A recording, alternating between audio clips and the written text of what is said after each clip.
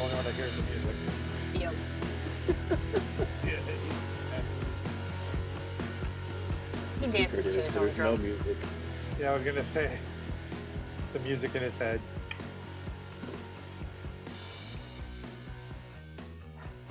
And welcome to an episode of More Than Dice, and we are doing another RPG. You heard some of our people talking while the music was playing. John, welcome to the podcast type stuff.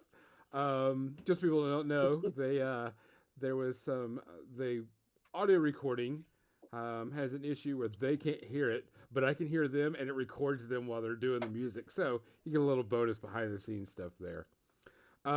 So all I all know that we've been doing some RPGs, and I decided I would run something with some very old friends of mine and some new friends of mine, reliving some of our old days. And we're going to be doing pretty much the ruins of Undermountain. We're going to be starting off with the Waterdeep Dragon Heist and go through that, and then go to the actual Dungeon of the Mad Mage. But we're going to be doing something a little bit different. When I call on people, they'll do an introduction of who they are, maybe give a little background. But we're going to be starting off with one character in this dungeon as the primary, and then we're going to be going into what's called a character tree. We'll get into that just a little bit. But let me introduce all of the people that are here. Y'all may recognize Mizzy's voice from, she's been on the podcast before, and she does Rime of the Frost Maiden. Mizzy, tell us a little bit about yourself. I'm a socially awkward geek that wants to play D&D more. I also do graphic design work. I've done some things for Warfare Weekend and the More Than Dice podcast and just cool stuff in general. Okay. You may recognize this sultry, deep voice that you hear coming in because he actually puts his podcast under ours, and we stream it and put it out there. This is Damon from the Minority Report. Damon, introduce yourself. Hey, what's going on? This is Damon. You like that? You like that? You got to speak up a little bit more. You're a little quiet. You may have to. This is Damon from the Minority Report. Tears, eat your heart out. I'm hanging out with Gonzo. I don't know, man. I'm a War Machine Hordes guy. I've been role playing for longer than I've been alive. I'll make you do the math on that. It's not my responsibility. That's it. All right. This is the first time I've actually started role playing with this individual. Been friends with him on Facebook for a while, and he actually called me Eric one time, and I threatened to send an assassin to his house. For a bit, doesn't know. Mike, tell us about yourself and what you want to add to the mix. Yeah. How's it going, guys? My name is Michael. You may recognize my voice from the Radio Free Estevan podcast or the Radio Free Fairground podcast. We were real big into Horus Heresy at one point, so we took a big break. As far as what I do for a living, I'm like a glorified oil field IT guy. I go take like really old stuff and make it really smart so that people don't have to go look at it. So that's my job. So I've got some background in D&D. I'm hosting a Descent into Avernus campaign right now for a bunch of friends of mine, and I'm also playing in another Descent into Avernus campaign. And so, but that one's kind of like a bi-monthly thing. So I'm looking forward to getting into another one that's a little bit more frequent. So looking for a more recent campaign. The last two people I'm going to introduce, I knew them back when I was in the military, back in the early 90s, and we role played a lot because a lot of us had a lot of time off with our jobs that we had in the military. And we had many, many, many nights of role playing, and we've recently reconnected pretty well, of course, through Facebook and just, talking and everything.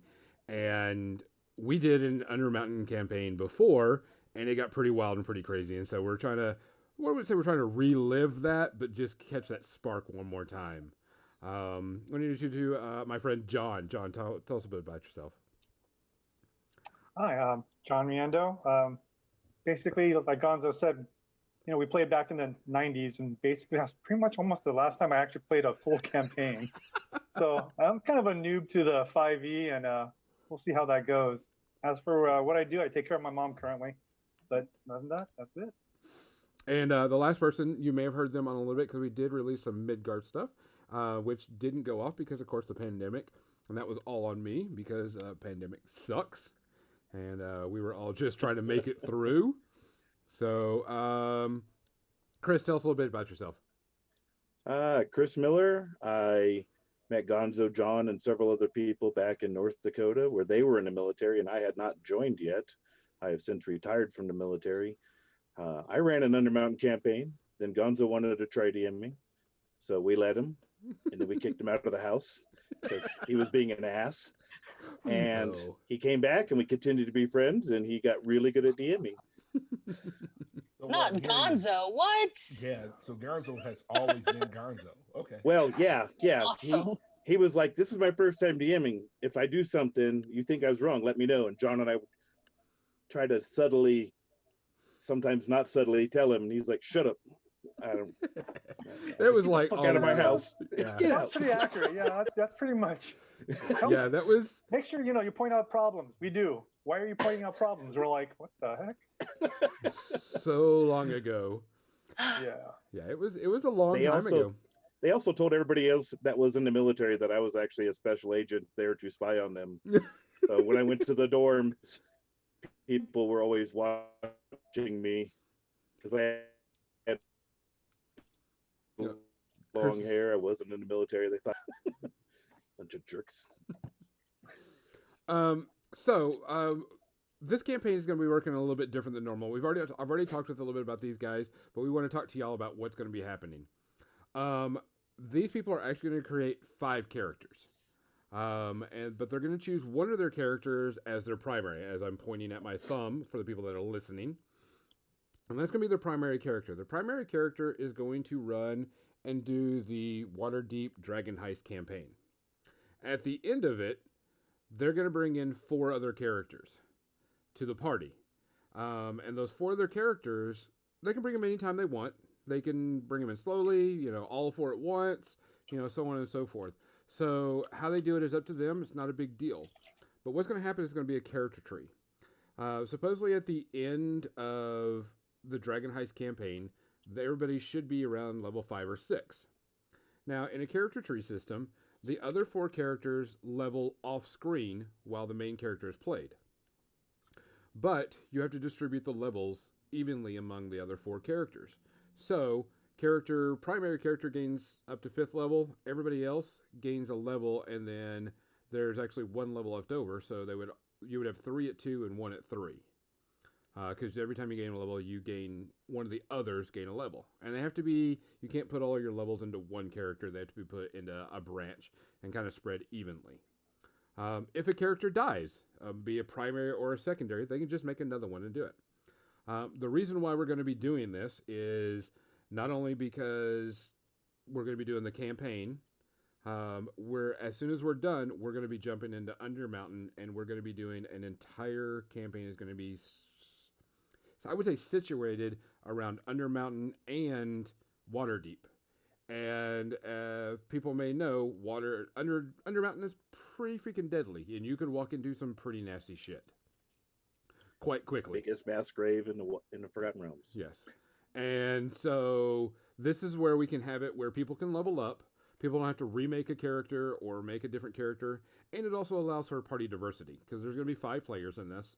And so if they're like, hey, I really want to take my paladin out, I'm really like playing him. Someone goes, okay, well, I can take my rogue out because your rogue's jumping out, and we can kind of, jump everybody in. So that's pretty much what we're going to be going with. So they've been working on their characters, and right now I know some people have got an idea of what their primary is going to be, but not their secondaries.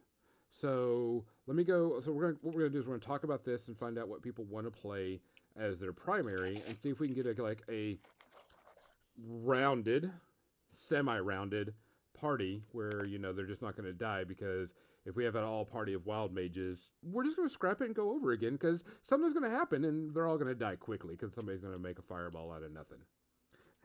So, Mizzy, what are you thinking about as your primary character? So I'm going back and forth in between a Kenku rogue and a tiefling druid. Ooh, okay. Any one that you're kind of leaning towards more than anything? Probably the Kenku. Okay. And you're gonna make it a rogue, not a rouge, correct? Yes. Both. Damon, what are you thinking about playing? I'm gonna make it a whore. Okay, you can make it A as a what? whore. Hey, I have to change my character. I'm poor. I need to have money for Missy's character. So I am 99.9% sure I am going to play Creed Broken Shield, which is a dwarf paladin. Okay, that'd be cool. Right. Well, that'd be nice. So we got so far a rogue and a paladin that people are thinking about playing. Michael, what do you think about playing? Or Mike, what do you think about playing as your primary? So I've been thinking about this for a while, actually. I'm very much set on playing a wizard named Landry LeBeau. Okay. He's a Southern gentleman. He comes from a background where he's, worked in a lumber mill and all that jazz, and he's kind of noticed, at a young age. I guess I can. You want me to fill you in some backstory? You give the backstory, yeah, go for it. Okay. Well, yeah. Let I me didn't get know the we were character doing here. backstory. Like, Yeah, we're gonna sell some backstory. Overachiever. let me. What? I've got it down, man. I've been thinking about this character for a minute. Pull them out my sheets. No. So you got Landry LeBeau in the when I was a boy on our estate, we used to have a beautiful oak tree, and one day that oak tree got up and it started walking on its own. Now, one thing about this oak tree I always recognize and realize is this oak tree, its leaves never changed, and forever from being a boy up until my teens, I was always told that meant it was a sign of an ant. And so I know that tree was an ant because one day it just up and left.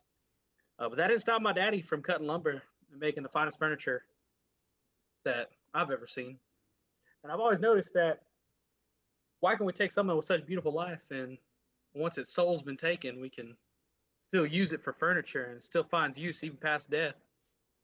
And I just, I'm just kind of at an odd place in my life right now where I see such beautiful things that although their soul is left, their bodies still are very useful and very much available. And well, that's the quandary I find myself at right now. It might be an unconscious quandary, but it might be scandalous to some people. But to me, it's some demons I've got to get rid of myself. So is this character going to be what race? It's going to be a human variant wizard. Human variant wizard. Okay. And if it helps y'all out, the feat that I took for my human variant, he's also an inspiring leader. So he's extremely charismatic as well. So nice. I love the accent. That accent will have me down in the bayou. I was hoping so. John, what do you think about playing as your primary character? Like I said before, I'll probably do a filler depending on what we need. But I have with Chris potentially siblings. We're both gonna be verdant little goblinoid kind of folks. Mine's gonna be a warlock hexblade potentially. Okay. That's the ones that I would obviously, if Chris is playing the same one, I'll do that with him. Otherwise, I have a clerk on standby, so I can do that as well. Okay. And I think most of my other characters are pretty much done. I have a druid potential. I have a let's see here. I had a druid, a rogue. Just the background, everything except for melee, because I think most of the folks already had, with the exception of the hexblade, melees. Okay. All right. Chris, what are you thinking about playing as your primary? Well, I really, really, really wanted to play the Wild Sorcerer. It sounds like we have a lot of spellcasters going, so I think John and I will work it out. If he wants to play the cleric, maybe I'll play the Wild Sorcerer and make a different character class for his brother. But yeah, I wanted to play the Wild Sorcerer just because I haven't got to play a Wild Mage since the 90s. And I like causing chaos. Yes, he does. Well, we technically have a paladin, so I mean, it's not like we're totally not having That's heals. true. And Yeah, Izzy so- hasn't decided. She might take a druid or the rogue. So Why don't y'all talk about that? Because I mean, you definitely want, like I said, nobody has to play anything particular, but you do want Right. to kind of think about a party dynamic. Balance. Yeah, a balance. You're not going to need like constant healing, but you should have something that can help. Because everybody is starting out at first level. I don't think I said that. All characters are starting out at first level. So, and we'll be working from first to fifth through this campaign. So you want to have something that's a little bit diverse, but it doesn't have to be, you know, the perfect party. A little bit of healing is good. A lot of healing is great. No healing, well, you got to play smarter. Much smarter. A lot of rest time. Okay, what do we do? Fight, rest. 8 months. We're gonna be resting for 8 months. Got healed Well, I every mean, day. technically, if you look at the party with what people are potentially looking at right now, if I don't take the cleric and actually take the hexblade, you're going to be healing yourself as the paladin. So, I mean, you got yourself covered, and everybody else will be in the background. Yeah, very true. So, I mean, we are going to be using D&D Beyond. So, once we get all our characters, I will link those characters up in a page so people can see the main characters and, you know, at least get that going. But, so, a paladin is a great addition. I don't care what anybody says. I think a paladin is one of the greatest classes in the entire game. They can cover a lot of aspects. They can hit pretty hard. They can, you know, they can do a slight heal back up. You know, the goody. This campaign, by the way, is going to be semi-good. There is no requirements that everybody has to be a good or neutral alignment. The only thing I don't want in this campaign is a chaotic evil type or, you know, of that nature, because we don't want to spoil anybody's good time. And if someone actually truly plays chaotic evil, they'll be like, I'm just going to walk through the hallway and stab John in the face. Why? I'm chaotic, you know, and it's level 6.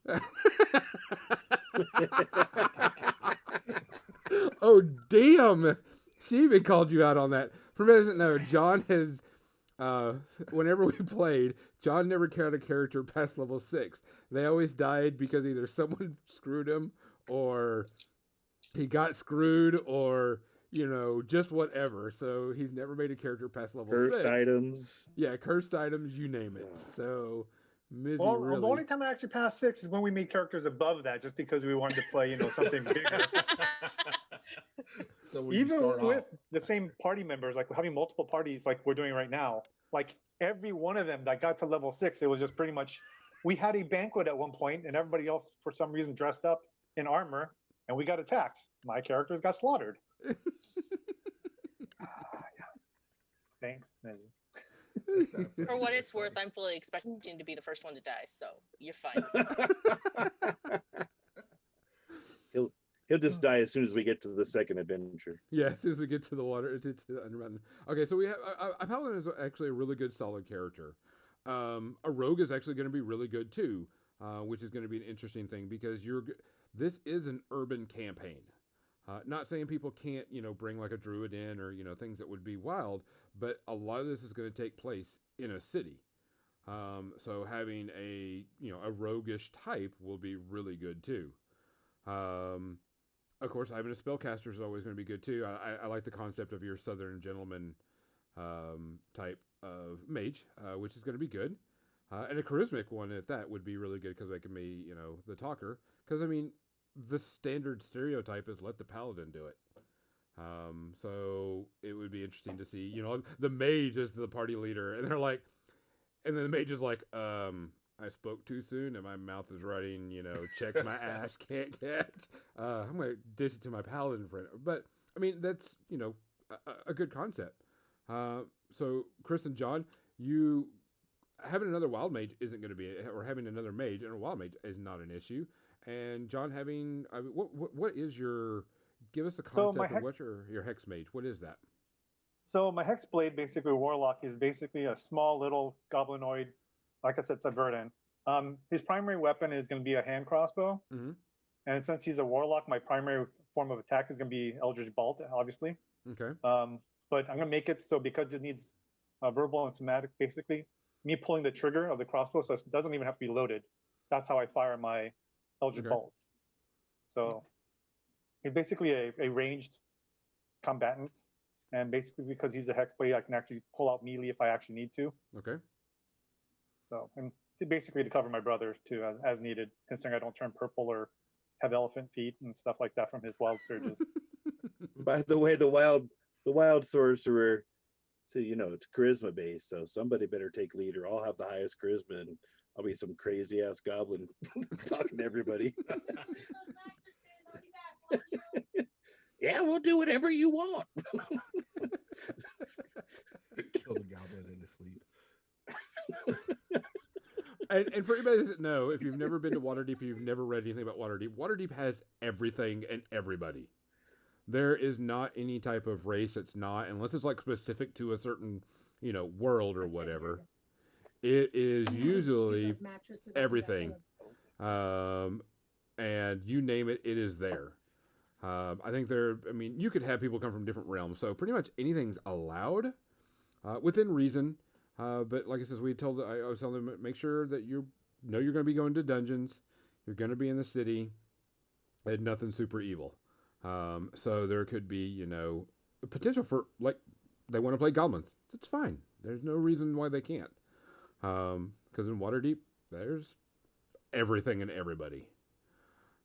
This campaign is also going to be concentrating also on the factions of Waterdeep. If people haven't read it yet, you need to read the section in the book about Waterdeep, and so you can figure out what it's like, because Waterdeep is like no other city. It is pretty crazy and pretty wild. So what it sounds like now, unless anybody wants to change, we have a rogue, paladin, sorcerer, or mage. Mike, did you say which one it was? Wizard. A wizard. Yeah, he's a wizard. Wizard, Wild mage, and a warlock. So Yeah, and 5th edition doesn't support wild wizards, so you have to be a wild sorcerer unless I were to do a homebrew. yeah, just make it easy. You don't get too wild with it. Yeah, Hopefully. no, sorcerer's Not fine. So, like 3 spellcasters. But John, your character can do melee also. You're not just Yes. strictly. That's the reason I picked the hexblade. Yeah. And such. So, what do y'all think about that? Y'all want to do? You want to go with that party, or you think you might want to change? Mizzy, what do you think? I'm gonna walk around I'm the fine room. with whatever everybody else is. I figured that much. A bunch of Canadian type people. Oh, by the way, Mizzy, if you do decide to go the horror route, look in Shares. Shares is your god. Just Okay. it's a Forgotten Realms god, and she's pretty Horish. yes. You'll have to send me a message later because I will forget. Damon, what do you think? You still want to go with the paladin, the dwarven paladin? I was just looking at his character sheet though. Like his charisma is terrible. So I might move some numbers around. Like the rolls. You might want to work on that. Yeah, I was looking. I'm like, man, I can get my strength to 8 and get a 13 charisma. Ooh. Don't worry, I'll take care of everything. I'll talk to everybody. We'll be good. Most definitely doing a 13 charisma. I can lift weights in the morning. But yeah, if it sounds like, honestly, it sounds like I'm the only one who's pretty solid. Everyone else needs to decide what they're doing. Okay. All right. Michael, you still going to do the Southern Gentleman mage? Yeah, man. Okay. Worst comes to worst, I did make up his brothers, and they're pretty tanky. So I guess if we have to swap them out, or we start realizing as a party we're a little bit too squishy, I do have his brothers Eddard and Abraham Bedreau, and one's a fighter, one's a monk, one's a drunk monk, one's a pretty thick fighter. So, Okay. but I'm playing a war domain cleric in my other campaign. A great weapon master with big old hammer. I based him off of the Warhammer Empire, like Priest of Sigmar kind of thing. Yeah. So like, just trying to get away from the melee stuff right now, but I feel it. Like, I mean, we've got let's go. I'll come back. We'll come back into this, John. So you're still feeling like doing the with party composition. You still want to do the hex bolt, the hex. Yeah, I'll still do the hex blade, but I guess some of the other questions I had was like skills, Mm-hmm. like medicine. How much impact does that have on the game? Like what kind It of does. ground rules do you have for those? Yeah, As well as we're like just doing familiars. we're doing just straight from the book. Nothing too crazy. I mean, besides people wanting to make some interesting changes to their characters, which is fine. But I mean, basic what's in the player's handbook. Skills are important. One thing, since John has not been in 5th edition, I think this is actually one of the best editions they've ever done in D&D. It's just not roll a d20 and you're done. The more you level, the bigger you get to do things. My 5th level monk, that I play in Rime of the Frost Maiden, he attacks, and then he gets to do more attacks, but he also can cast fire. Burning hands, gust of wind. Skills are really important. The 5th edition really pumped up the game, and I'm really impressed with it. A lot bigger. Because, back when we originally played, we played back in Thaco, and, it was like, all we did, roll a d20. Did you hit? Nope. Okay, go to the next person. Type thing. It was very, very linear, but now it's actually broadened out, and you can do a lot more, which I think is really, really good. It helps it compete not with only other role-playing games, but also brings more to the system. So, all that's going to be important. Also, but like resting, it is easier to heal up now, both long rests and short rests, because you have abilities that kick off on whether that's a short or a long rest. So it's going to be a lot easier. You're going to see you're going to be amazed at how flexible the game system is now. Okay. So Yeah, because that's one of the questions I had, because looking at like medicine or something, I was wondering like how much it affects like short rest or long rest, how much the person can heal the other person, as well as familiars. Mostly on the familiars, because eventually I'm going to pick probably my pack is going to be with chain, so I can pick a familiar. Mm-hmm. And I was just wondering how that can impact stuff, because I wanted a second. So basically, I'm a warlock. Because of that, I could potentially have a sprite or a pseudo dragon or a closet or an imp. So basically, I have another buddy that can fight with me. So if we go ahead one. and we look up, well, I have to actually. So if you look at medicine, and you can just find just a basic skill, and it lets you diagnose dying companions or diagnose an illness.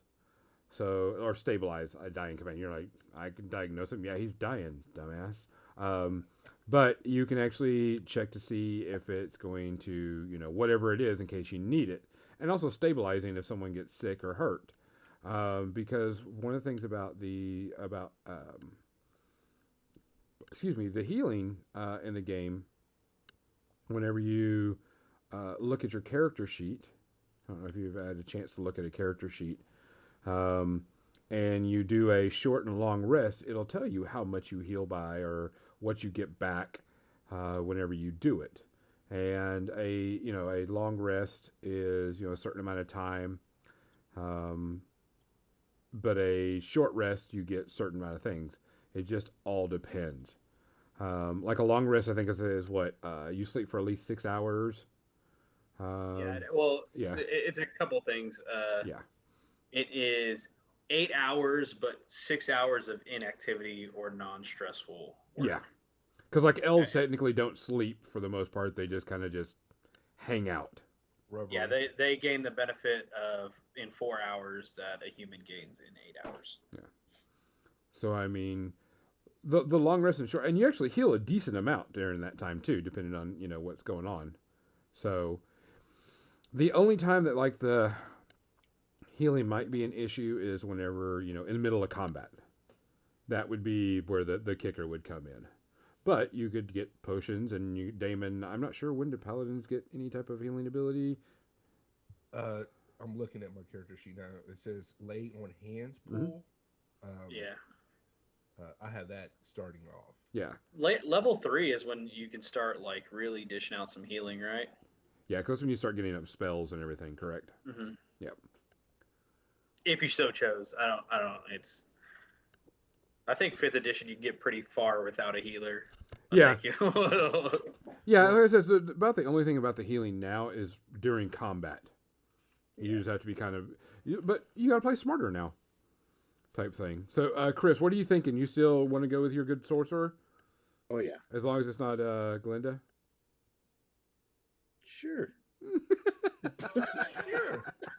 That sounded convincing. Sure. He's got a higher wisdom than she did. Not So we're by above much, 3. but it's the lowest stat I have. But Yeah. sure, It's fine. high charisma, low wisdom. Just what you need in a party. I'm ready to set up us a bunch of contracts, get us all sorts of stuff. So, just so you know, all these characters are actually going to know each other and have actually been in Waterdeep for a bit. You actually, just to give you a bit background before you get started, and before everything, all 5 of y'all know each other already. You've actually kind of hung out and did a few things. No big adventuring, but you're looking to get that spark and do stuff. So you constantly go to the Yawning Portal, which is where the entrance into the Undermountain is at. And that's kind of like your hangout. That's like the adventurer's hangout anyway. You'll know this when you start reading the Waterdeep stuff and everything. You'll get a feel for this world, because it's not uncommon to see weird things walking around Waterdeep. But you all know each other. You kind of hung out. You drink beers, or so we don't have to get that instant. How do we get the party together? You've already done it, so you know what everybody's capability is, and you know what they can do within reason, unless you want to hide something, for storytelling stuff. So you know that, like, okay, sometimes Chris's character can screw us if things go wrong. Yeah. What do you mean sometimes? Slander. And Mizzy's character, will, sometimes find a purse full of money just randomly on the street, somewhere. It happens. Yeah, and you could play it up, as a paladin. You don't like the stealing, so you constantly try to tell Mizzy's character, you're like, hey, you need to start doing good. Give the money to the poor at least. And she's like, no, I'm a whore. I need the money, Well, technically, if you're a whore, don't you have an occupation? Stop stealing. Why not both? Why not both? So, this way we don't have to worry about trying to get, everybody together, because the first scene that we're going to be playing is inside the Yawning Portal. So, we'll be jumping straight into it. Once you get your other 4 characters made, just go ahead and add them into the campaign and get going stuff. I would like it if the name of your character, once you figure it out, put a P or put primary on it. That way people can understand. That way when they look at it, they know the primary. And on your character sheet, put a bracket around it, your name on it. Like I would be, Tomlin, Ember Oak, primary, Gonzo. That way if people want to look at this, they can see, oh, those are Damon's, characters. Or these are Mizzy's characters, John's, Mike's, and so on and so forth. Just something to designate that it's yours. It also helps me figure it out too, because it's easier to see that on the name sheet. So anybody got any questions about how we're going to do this? Chris is shaking his head no. Mike's no. Damon's like, hell no. Mizzy's like, let me go drink some rum. John, any more questions? I'll probably ask you offline because there'll probably be a lot of questions. You got to remember, I haven't played for 2 decades. Don't worry, man. It's not a I've been big deal. playing for 3 months. Yeah. Missy just goes, I roll these dice. We will not be doing dice rolls so everybody can see it. Everybody's going to be in charge of their own dice rolls. We have a very strict policy that if you got to cheat, why are you playing? And we're all friends. It's not worth it. And it's not a big deal. And some of the best things we already happen. have backup characters. Yeah, and you have backup characters, so fuck it. Oh, Chris, the cup's half full. So Okay, now is the time for everybody to make wagers on whose character is going to die first. Oh, okay, let's do Everybody's that. on John. It's on No, John. no, wait. John won't die till 6. I John won't double die down. till 6, so I don't think it's All going to my be him. characters will Okay, it die won't at be 6. Before then, I don't know. Okay, all right. All right, so we have so if we're gonna go with this, rogue, paladin, sorcerer, wizard, and warlock. All right, Warlock, yeah. Warlock. all right. So raise your hand. Do you think the paladin's gonna die first? 0 hands. Oh wait, John. Right, oh, we got 2 for the paladin. He's in front. He is in front. He will die first. What if he pushes you in front? I'm only 2 foot 10 inches tall. He can try to push me, but he's leaning down. Maybe he just punch you in front. So instead of having a fastball special, it's a punt special. Oh, that's awesome. He We're so punch you. doing that. No. All right, so we got 2 votes for the paladin. Who thinks the rogue's going to go down first? Mizzy, so we got 1.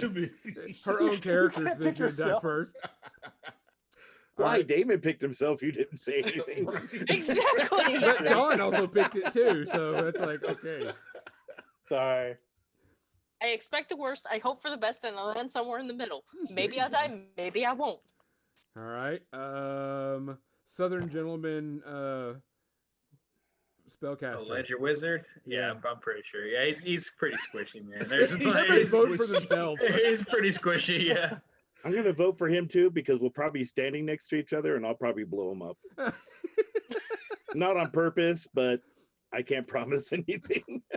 So It is Chris, what- you think you're gonna go down first with somebody? No, He'll take out somebody. no, I think I'll survive but and have grief. There's Chris with that cup half I'll need to full. talk to the paladin about grief counseling. So John, I'm not talking to the paladin because, he's going to be punting me. You better be good at it because I can shoot pretty far, 120 feet. he'll punch you up into the roofs or in the banisters. Here, get up there and shoot people. So far the biggest bet is the paladin dying first. So we're gonna see. If it does, oh well, we have backup characters, as Chris says. So, well, guys, I appreciate you. I know this isn't going to be a big session. It's our session 0, but it's going to be fun. We're going to hold on to our episodes for a bit, by the way, and we'll build up like 5 episodes before we start releasing them online. We're not going to be playing all every week or every time, but we're going to try to get enough episodes in so we can have a good schedule going. But we may play every week. It's going to be flexible because post-pandemic or still pandemic, I should say, we just got to be flexible with each other. Sometimes people just need a day off. So we'll do that. Other than that, guys, I'm going to play our outro music, and then we will be out of here. Here it comes. You ready? Y'all can listen to this. Ready? You ready to listen to it, John? Yeah, like we really want to hear it. All in your head, buddy. All in your head. It really See? is. That hasn't changed from 20 years ago. That's the same grounds, though. Just letting you guys know. I really want to hear it. That's like, What? My dancing is not good enough for you? it's just way off. Oh, here you go. It's white boy dancing. There you go. Now you gonna make it rain.